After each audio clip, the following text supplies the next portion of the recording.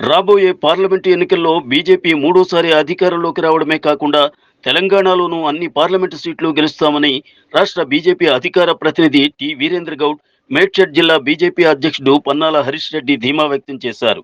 ప్రజల్లోకి విస్తృతంగా కేంద్ర ప్రభుత్వ సంక్షేమ పథకాలు తీసుకువెళ్లడం ద్వారా మోడీ మరొక్క పర్యాయం ప్రధాని కావాల్సిన ఆవశ్యకతను వివరించడం కోసమే బీజేపీ విజయ సంకల్ప యాత్రని బోయిన్పల్లిలో ఏర్పాటు చేసిన సమావేశంలో వారు మాట్లాడుతూ తెలిపారు.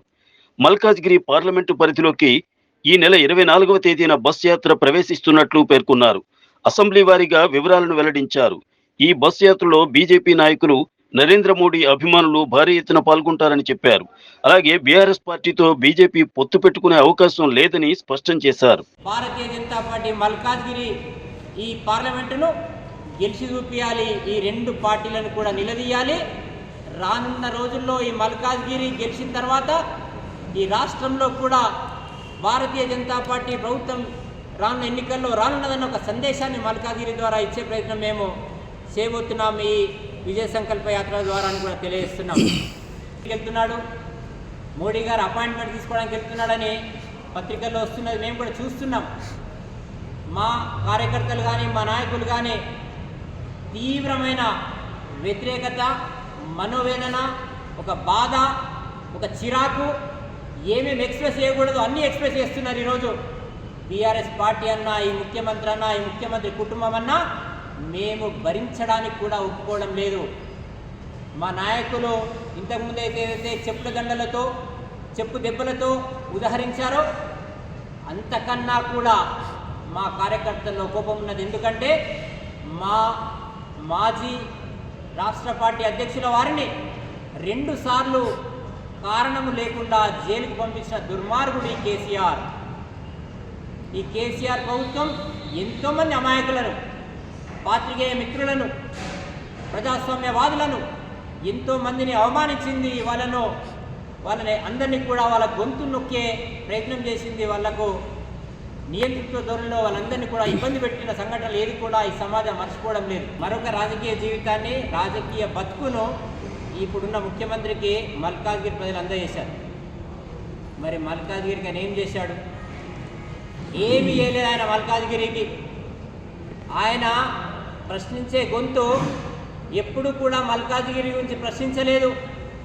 ఆయన ఎప్పుడు కూడా ఆయన గురించి, ఆయన వ్యక్తిగత స్వార్థం గురించి ఎక్కువ ఆలోచించాడు. ఆయన మల్కాజ్గిరి ప్రజలు చూపించిన ఈ పదవిని ఆయన రాజకీయ జీవితానికి వాడుకున్నాడు తప్ప మల్కాజ్గిరికి ఆయన ఎలగబెట్టింది ఏమీ లేదు. ఈరోజు కూడా ముఖ్యమంత్రి అయిన తర్వాత సరే నాడంటే ప్రతిపక్ష పార్టీలో ఉన్నాడు, ఏమీ చేయలేకపోయి ఉండొచ్చు. ఆయన కూడా మాతో పాటు అరెస్టులు, బాధలు పడి ఉండొచ్చు. పైన నువ్వు ఏం చేశావు ముఖ్యమంత్రి గారు అని మేము అడుగుతున్నాం. ఆయన ఒక్కరి మీదన్నా కానీ ఏదైనా భూ కబ్జాల మీద, వాళ్ళు చేసిన సంఘ విద్రోహ పనుల మీద, వాళ్ళు చేసిన అరాచక పనుల మీద ఎక్కడైనా మీరేమైనా విచారణకు ఆదేశించారా? వాళ్ళ అక్రమాలను వెలుగుతీసే ప్రయత్నం ఏమైనా చేశారా అంటే లేదు అని చెప్పాలి. పాత్రికేయ సమాజం కూడా చూస్తున్నది. ఒక రాజకీయ పార్టీ, ఒక జాతీయ పార్టీగా మేము కూడా చూస్తున్నాం. ఎక్కడ కూడా ఈ 7 శాసనసభ్యులపైన ఆయన వైఖరి ఎక్కడ కూడా వాళ్ళకు వ్యతిరేకంగా కానీ, వాళ్ళని ఎండగట్టే రీతిలో కానీ, వాళ్ళు నిలదీసే రీతిలో కానీ ఎప్పుడు కూడా కనబడడం లేదు.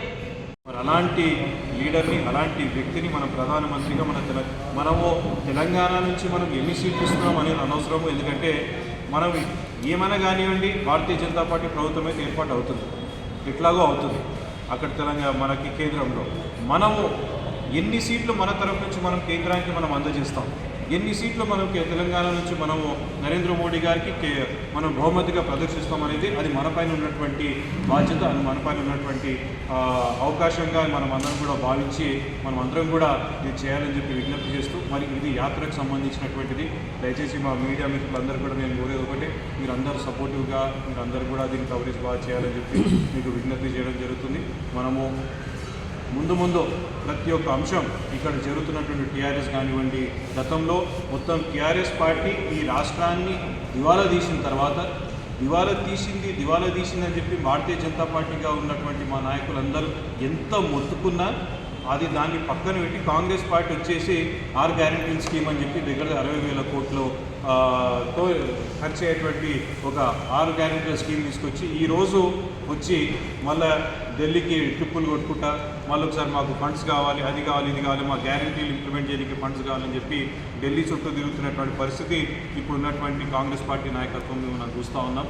అంటే ఇటు కాంగ్రెస్ పార్టీ ఈ రాష్ట్రం పైన ఎటువంటి చిత్తశుద్ధి లేదు. చిత్తశుద్ధి ఎవరికైనా ఉందంటే అది కేవలం భారతీయ జనతా పార్టీకి అని చెప్పి ఈ సందర్భంలో మీ అందరికీ తెలియజేస్తూ మీకు ఇది డైరెక్ట్గా బీజేపీ పార్టీని తట్టుకునేటువంటి పరిస్థితి లేక ఈ బీఆర్ఎస్ పార్టీ ఎవరైతే మొన్నటి వరకు టీఆర్ఎస్ ఉండే టీఆర్ఎస్లోకి వెళ్ళి తెలంగాణను తీసేసి ఇప్పుడు బీఆర్ఎస్ అని పేరు పెట్టుకున్నారు.